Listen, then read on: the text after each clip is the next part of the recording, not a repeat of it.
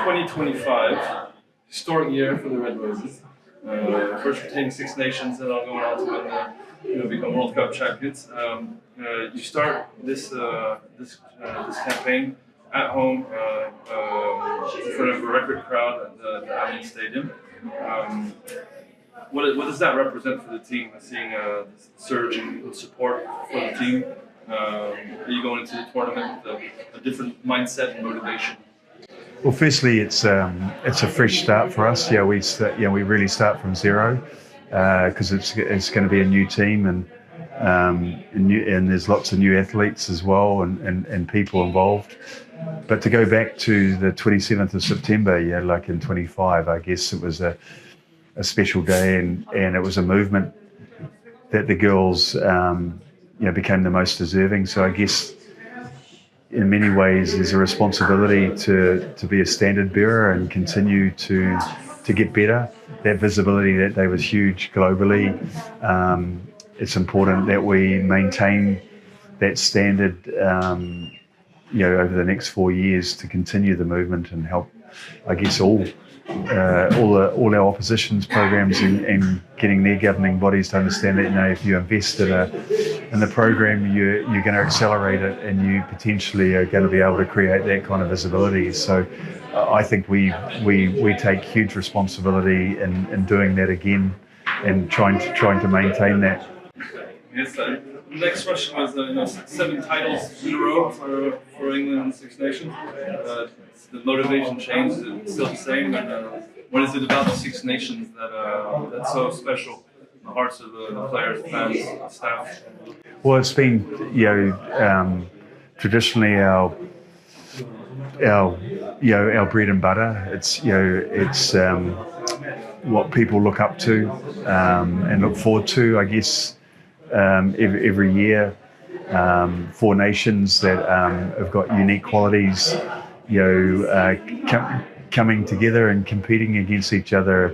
It's a very special tournament. I always think a Six Nations tournament is probably the most special tournament that I've been in because of the different cultures and I guess the DNA that every country represents. So for us, it's a very important tournament. It means a lot to us, and there is an opportunity for us. I don't think any English team in men's or women's has ever won a World Cup and won a Six Nations championship. So that's certainly an opportunity for us. But we don't really focus on outcome.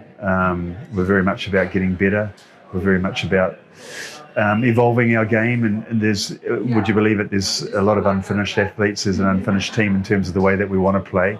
There's girls highly motivated to play for the British and Irish Lions in 2 years' time, and we're motivated to start building towards 29.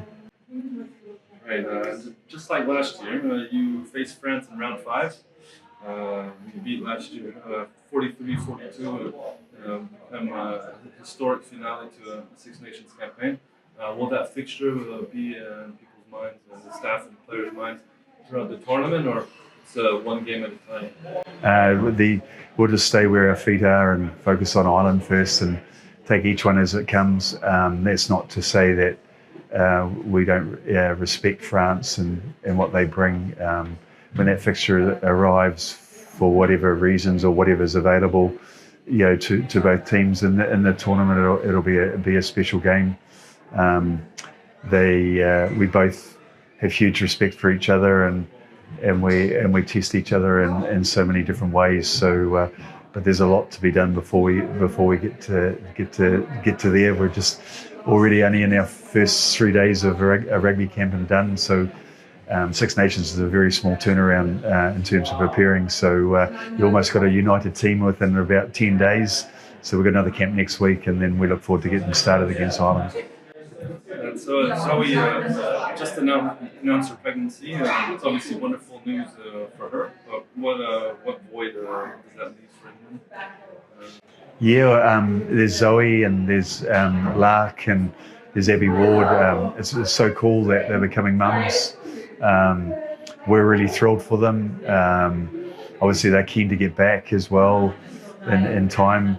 I just see the red roses blossoming through the loss of Zoe as a player, and Abby and Lark, and when they choose to come back, but they mustn't be in a rush, because they must enjoy becoming a mum, and motherhood is a special part in one's life. So for me, when they do choose to come back, then we're going to have great depth, and it's going to make my life a little bit more difficult to choose who's the right combination. But I mean, ultimately, now some younger players are going to get their opportunity, which is huge. I was just going to follow up on that. 7 uncapped players in the squad. Is that objective to create even more depth in a successful team? Is it preparing is this the start of another 4-year cycle ahead of the next World Cup? Yeah, it is definitely got that kind of thought of mine. I'm going to be very open around selection. I definitely want players to compete. I'm going to look at that to see how people handle that. We've got a number of experienced players that have had new exposures since the World Cup, and fully deserved in the way that they've earned that. But with that comes the ability to try and make sure you channel your energies and your focuses back on the game. So everyone's going to be challenged around be where your feet are, because it keeps you present. And then who knows what the youngsters are going to bring. There's a window of opportunity, and they bring great energy. And then the experienced players are going to be expected to perform. So it all comes down to are you performing?